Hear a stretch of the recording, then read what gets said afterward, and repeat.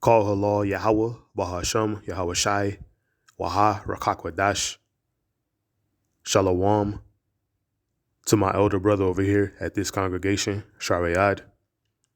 Shalom to the elect scattered amongst the earth. Shalom to all the elders of the Israelite nation who rule well, namely the elder apostles over at the Great Millstone Church. Peace and many blessings to you brothers that I personally labor with, out to all the true believers of the Israelite race. It's the book of Galatians, chapter 6, verse 1. It reads, brethren.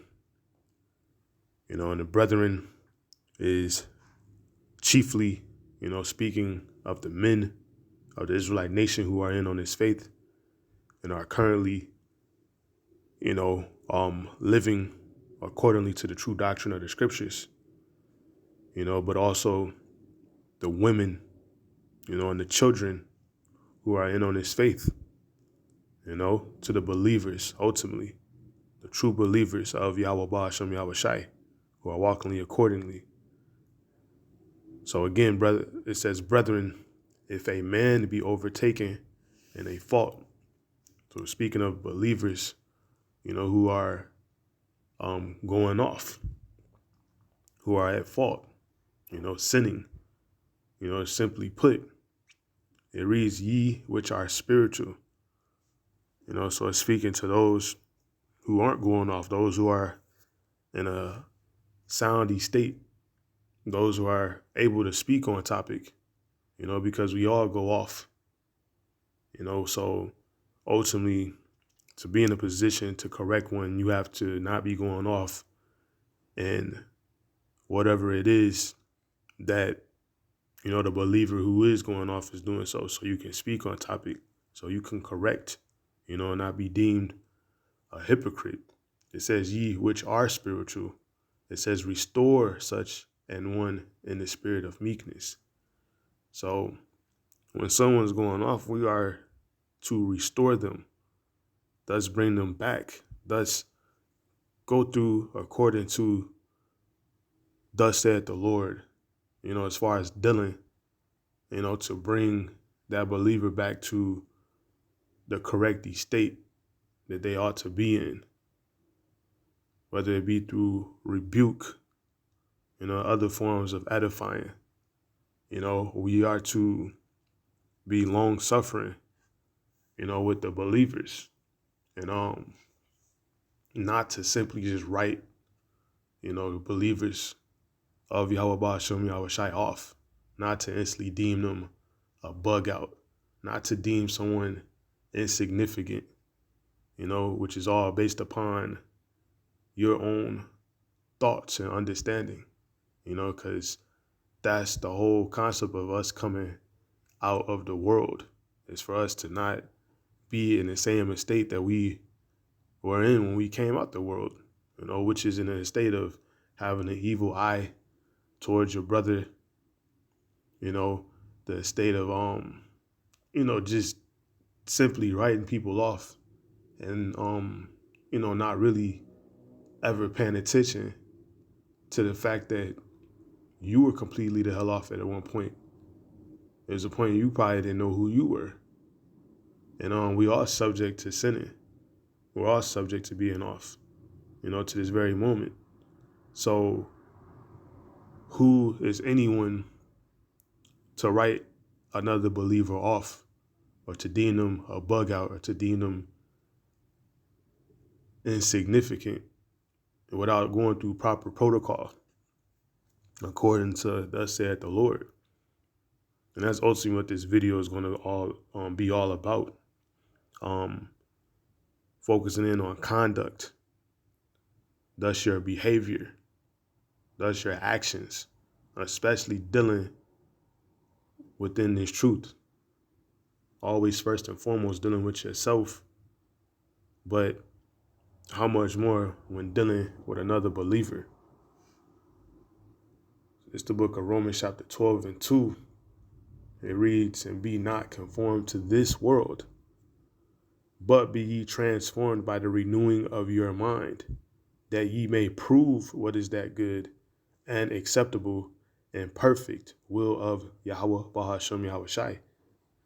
So we're always supposed to be striving for perfection in His truth. To be on course, on point as possible, especially when dealing, because this is a scripture dealing with your actions, your behavior, you being renewed. So I want to do this real quick. Read this in the NLT, right? Romans 12:2 in the NLT says, don't copy the behavior and customs of this world. So in the world, they have what they has called, like what they label it now is what cancel culture, where you can just write somebody off for a fault right away.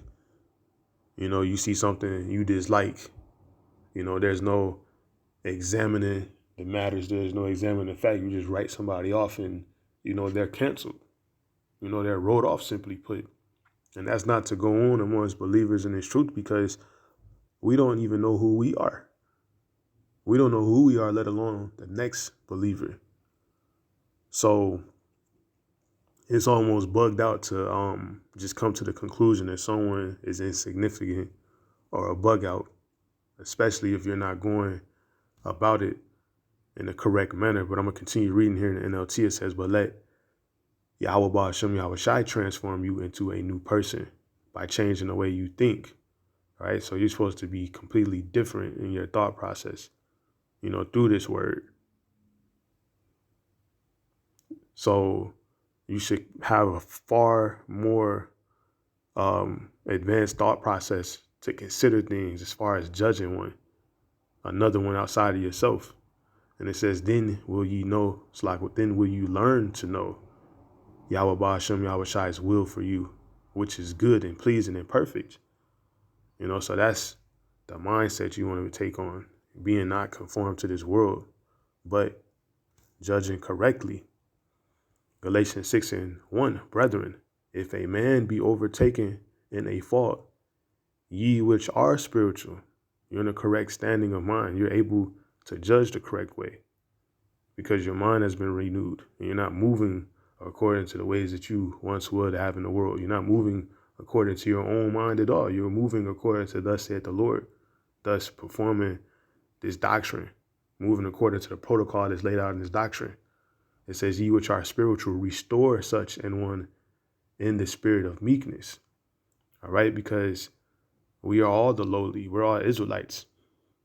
We're all poor. We all don't have anything. We're all at the bottom of the world,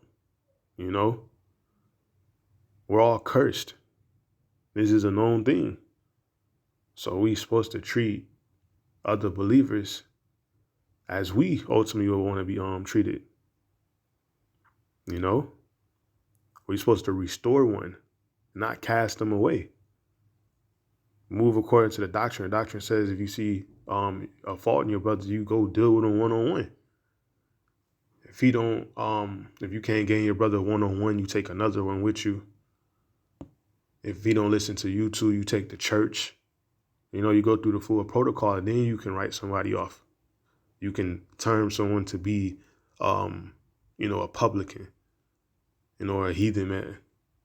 But not until you actually go through the full process are you to do so. So you can't be so quick just to write someone off.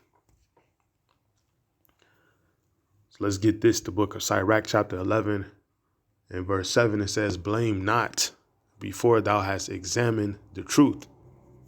See, so that's pretty much straightforward. You got to examine the truth before you blame someone, before you put a blame on someone.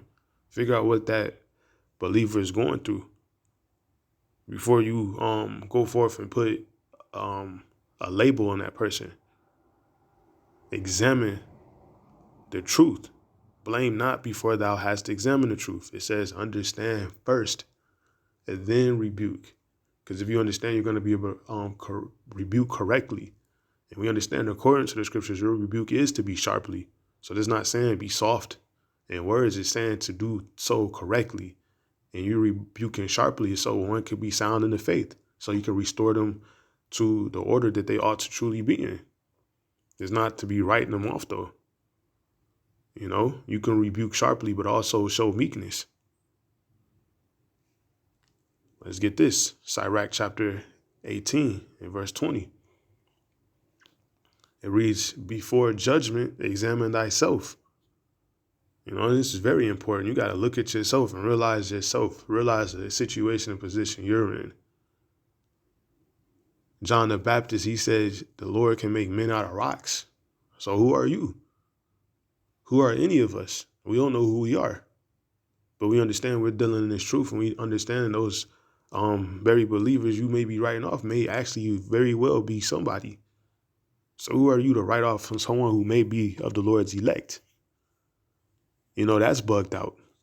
That's not correct. You're supposed to be sound in this faith. You're supposed to examine yourself. Once again, before judgment, examine thyself. Know if you in the faith. All right? And it says, and in a day of visitation, thou shalt find mercy. And that's why it's so important to examine yourself, because in that day, in the Lord's day, you are going to be subject to possibly being judged.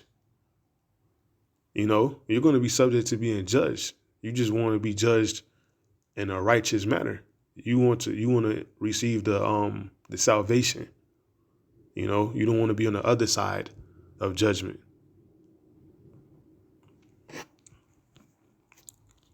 Back to Galatians 6:1, brethren, if a man be overtaken in a fault, he's going off. It says, ye which are spiritual, restore such an one in a spirit of meekness, considering thyself. Because that's ultimately what this is all speaking about, considering yourself. Realize the state that you're in. Realize you're in a state where the Lord could have been killed you, but you're having mercy upon you. So how much more are you to be when dealing with other believers? Considering thyself, and it says, lest thou also be tempted. You know, because you could be tempted in the same way. The Lord could put a spirit on you and have you bugged out, having you going off.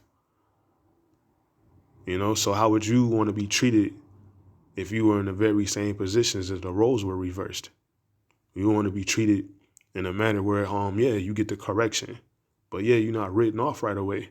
You're not given a label, being deemed a bug out for something that might not even be correct according to the scriptures, because one didn't take time to examine themselves, to examine the matter, to examine truth, but just judge. That's not what it's about.